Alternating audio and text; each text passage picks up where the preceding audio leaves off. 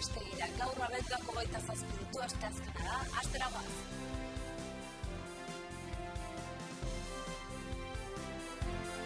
Nafarroako hitzarmen ekonomikoaren eguneraketa sinatuko dute gaur arratsaldean Nafarroako eta Espainiako gobernuek. Dagoeneko foru gobernuak estatuari egin beharreko ekarpena adostu dute. 510 milioi euro da finkatutakoa. Auzitegi konstituzionalak Nafarroako polizien legearen zati bat baliogabetu du. Konstituzionalak ebatzitakoaren arabera 2015ko foru legeak estatuaren eskumenak urratzen ditu. Nafarroako gobernuak behin betiko onartu du Lekarozko aroztegiko plan sektorialaren hirigintza proiektua. Hezkuntzak 12 zentro berri zabalduko ditu 2017-2019 artean, guztira 59,6 milioi euro inbertituko ditu hezkuntza departamentuak. Izurrite mailara iritsi da gripean Nafarroan. Gobernuaren alokairu sozialaren poltsa kudeatzen duen etxebizitza kopurua 14 hazi da 2017an, guztira 453 etxebizitza kudeatu ditu. Angel Sandimasen Lezuberni de Aba bideo maipina armen aretoko fatxadan dago ikusgai gaurtik larun batera. Aurrentzako antzerkia ere ikusgai gaur eta bihar Iturrama eta Sanduzelaiko zibiboxetan. Asteazken honetako albisteekin hasteko Nafarroako hitzarmen ekonomikoaren eguneraketa sinaketa egingo dute gaur asteazkena arratsaldean bertan. Foru gobernuak estatuari eman beharrekoa finkatu dute eta 510 milioi euro izango da egin beharreko ekarpena. Gobernu zentraleko eta Nafarroako exekutiboko ordezkariek ekonomia hitzarmenaren eguneraketa sinatuko dute gaur Ogasun Ministerioaren egoitzan. Horrela, Nafarroak estatuari egin beharreko ekarpena txikiagoa izango da aurrerantzean.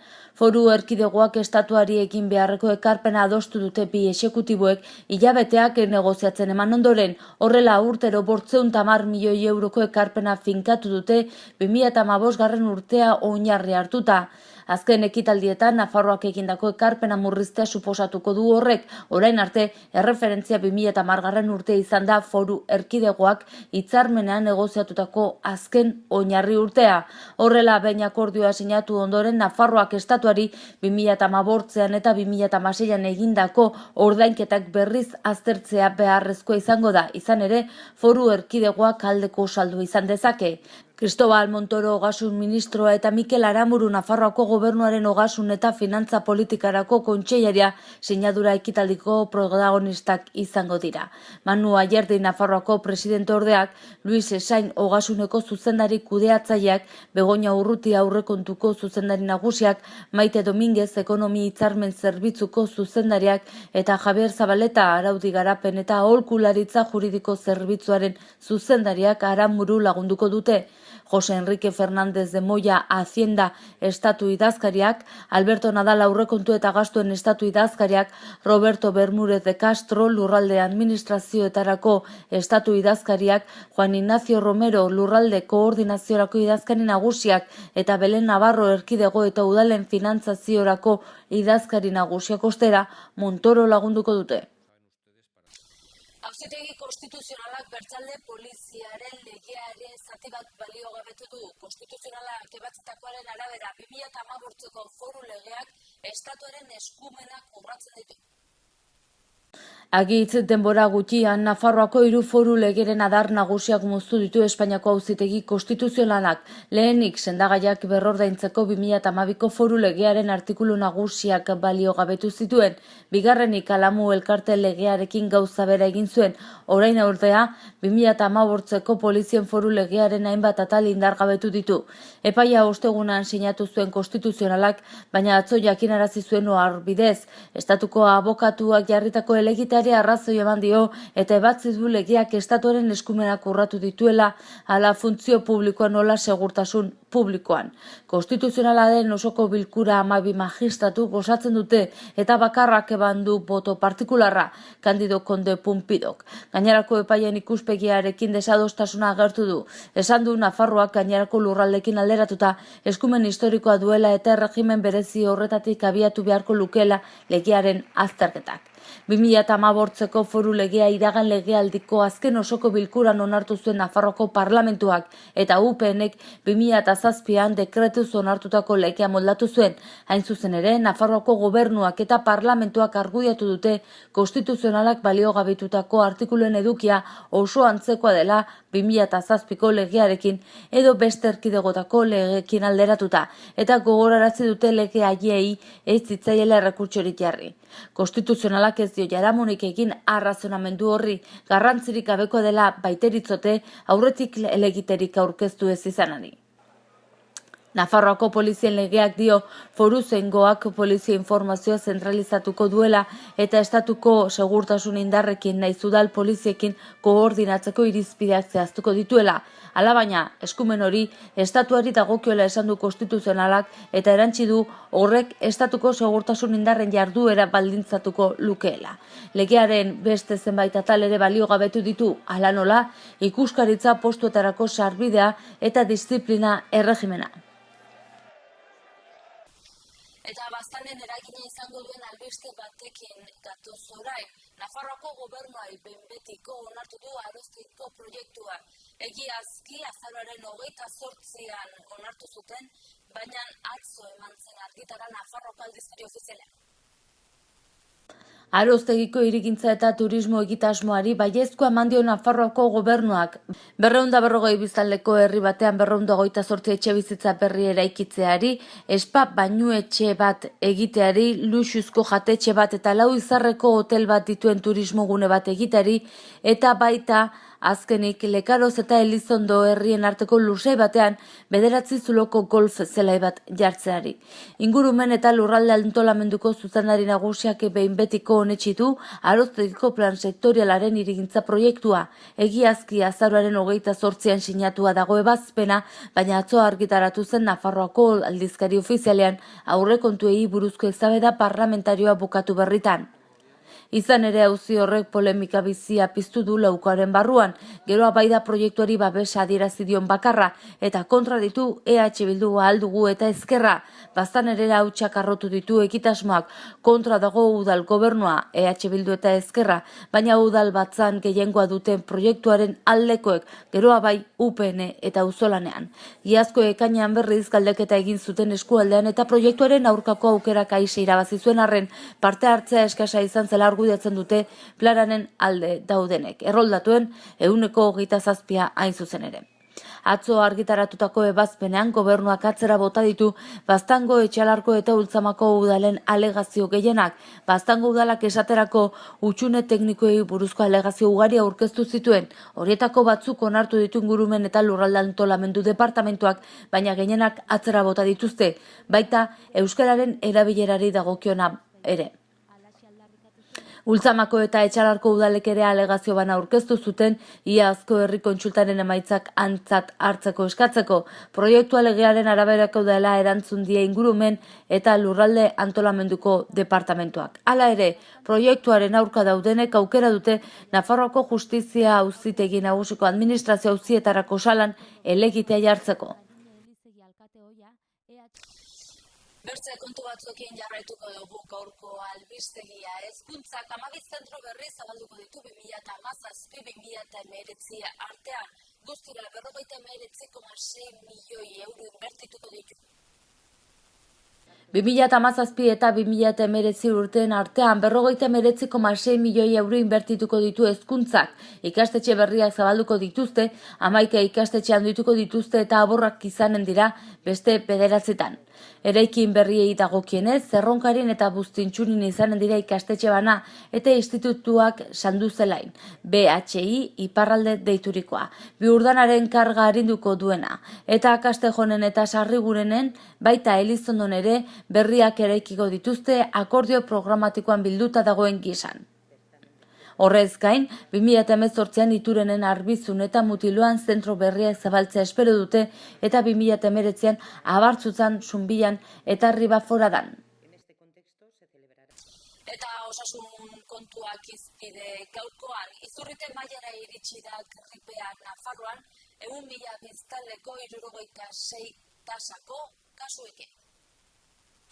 413 gripe kasu erregistratu dira guztira Nafarroan azken astean, abenduaren 18tik 24ra. 100.000 biztanleko 76 kasuko tasarekin, hala izurrite maila gaindituz.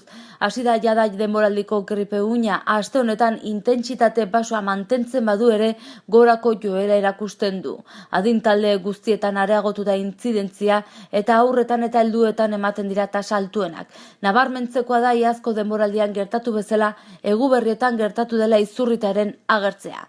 Osasun departamentoak gogoratu nahi du gripe prozesu baten aurrean garrantzitsuena autozaintza dela, dudadik izanez gero, aholku sanitarioko erizaintza zerbitzuaren bitartez arreta jasotzeko aukera daukate herritarrek, bai online eta baita 948 telefonoan edo 848-2-78-88 telefono zenbakietan. Bertan, osasun arazoen aurrean ekiteko modu egokienen inguruko informazio ematen dute espezializatutako erizaintzako langileek edo gaixotasun eta tratamentuei buruzko ohiko zalantzak argitzen dituzte. Halaber, zailtasun posibleak izan ditzaketen edo ahuleziak gehien erakusten duten pertsonen kasuan ohiko osasun zentrora joatea gomendatzen da. Eta gobernuaren alokairu sozialaren poltsa kudeatzen duen etxebizitza kopuru 14 zega 2017. Eskubide sozialetako lehendakari orde Miguel Aparrak aurkeztu du zer neurri aplikatu dituen bere departamentuak 2017an etxebizitzen alokairu poltsa programaren inguruan.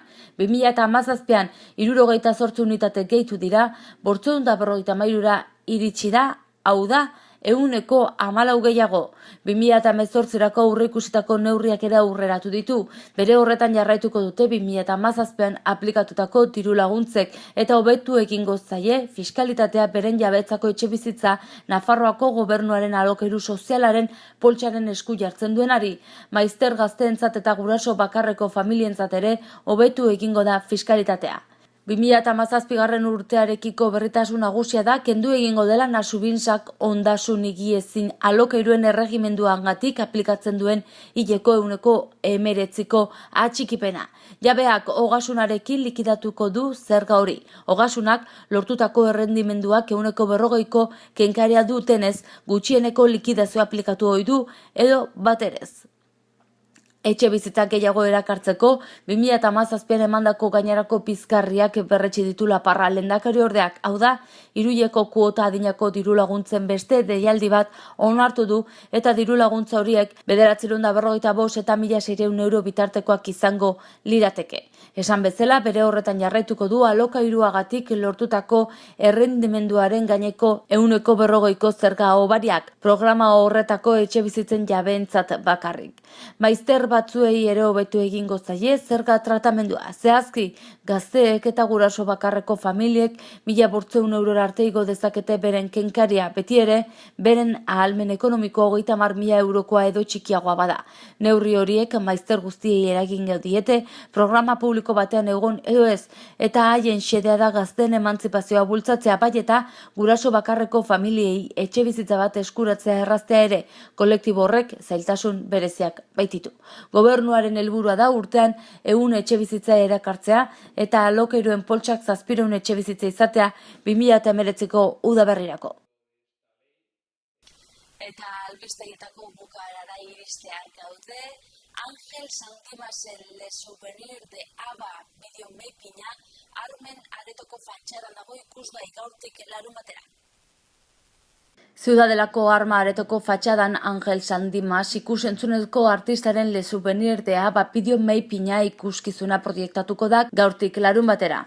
Animazioa arratsaldez proiektatuko da, ordu erdiro, arratsaldeko 6etatik 8:30. Gaztelaneaz emango da 6tan, 7tan eta 8tan, eta euskaraz 6:30, 7:30 eta 8:30. Le Souvenir de Aba denboran eta espazioan barnako bidaia bat da. Abak berez sekula urruti egonez den zerbaiten bila dabil, nekaezin, nostalgiak, adiskidetasunak, abenturak eta fantasiak bat egiten dute argi eta soinu ikuskizun honetan. Zainaren bitartez, Abaren oroitzapenak bizi diren tokira bidaia egingo baitugu. Proiekzioa Ángel Sandimasen jatorrizko ideia batean oinarritzen da. Bideo meipina bestelako harriak erakustaldiaren 2. edizioko berrikuntzetako bat da. Erakustaldia abenduaren 21 hasi zen, nazioko zein nazioarteko artisten 17 lanen proiekzioarekin alde zarreko 8 txokotan. Lan horiek etenik gabe ikusi daitezke 6:30 9:30. Sormenezko ibilbide artistiko eta sentsorial horrek ikusleak zuzenduko ditu kanpoko guneetatik zein barrukoetatik. Eta albistekin bukatzeko aurrentzako antzerkiak ere badu tartetxoa oporregun hauetan.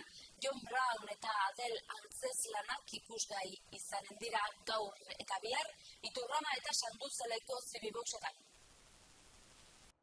Aurrendako antzerki programazioaren barruan beste 2 saio egingo dira Zibibox sarean. Gaur asteazkena Iturramako Zibiboxean John Brown antzeztuko da txontxongiloekin eta bihar ostegunarekin Sanduzelaiko Zibiboxean emanaldi magiko bat egongo da. Adele, emanaldiak 6 izango dira eta sarrerak 3 euroan daude salgai.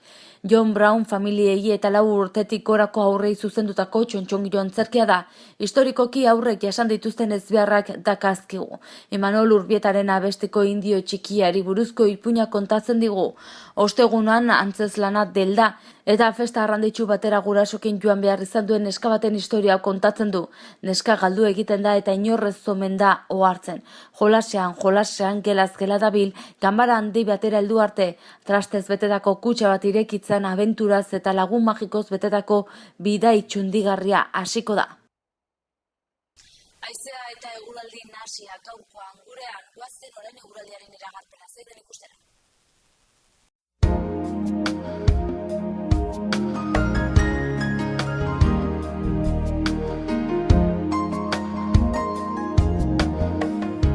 Gaur giro ezatsegina nagusi, haize zakarra eta temperatura freskoa, zaparrada mardulak maiz botako ditu Kantauri isurialdean, barnealdera ere iritsiko da euria, baina ez da hain ugaria izango. Elur maila jaitsi egingo da eta oro har 900 metro inguruan egongo bada ere, ekaiz gunetan eta ekialdean are gehiago jaitsiko da. Hortzegunean giro ilun eta euritsuarekin jarraituko dugu, zenbait fronte igaroko dira eta era horretan haizea aldakor eta tarteka zakarra ibiliko da. Ipar partean prezipitazio gehiago pilatuko da, baina hala ere toki guztietara iritsiko da euria. Hasieran elurkota 900 metro inguruan egongo da, baina goizak aurrera eginala 1500 metrotik gora igoko da. Hego mendebaldeko haize ahula izango dugu hasieran, baina arratsaldean mendebaldera aldatuko da eta kostaldean bereziki indarra hartuko du. Eguneko temperatura ez da gehiegi aldatuko. Abenduak 27 asteazkena goazen egunak utzizkigun albisten errepasoa egitera titularrekin.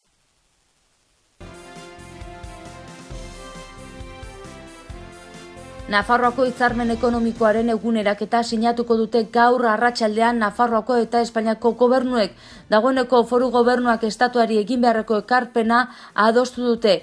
510 milioi euro da finkatutakoa. Auzitegi konstituzionalak Nafarroako polizien legearen zati bat baliogabetu du. Konstituzionalak ebatzitakoaren arabera 2015ko foru legeak estatuaren eskumenak urratzen ditu. Nafarroako gobernuak behin betiko onartu du Lekarozko aroztegiko plan sektorialaren hirigintza proiektua. Hezkuntzak 12 zentro berri zabalduko ditu 2017-2019 artean, guztira 59,6 milioi euro inbertituko ditu hezkuntza departamentuak. Izurrite mailara iritsi da gripean Nafarroan. Gobernuaren alokairu sozialaren poltsa kudeatzen duen etxebizitza kopurua 14 hazi da 2017an, guztira 453 etxebizitza kudeatu ditu. Angel Sandimasen Lezuberni de Aba bideo maipina armen aretoko fatxadan dago ikusgai gaurtik larunbatera. Aurrentzako antzerkia ere ikusgai gaur eta bihar Iturrama eta Sanduzelaiko Zibiboxetan. Eta bertzerik ez gaurko, zauxu izan da dena, bi esker zuen arretagatik eta asteazken hona izan.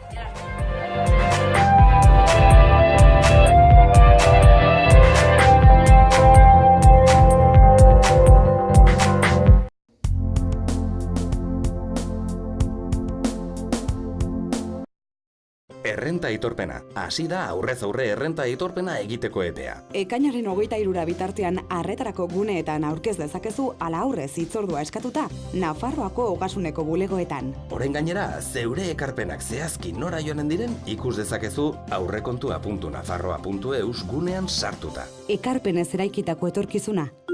Nafarroako gobernua. Gobierno de Navarra.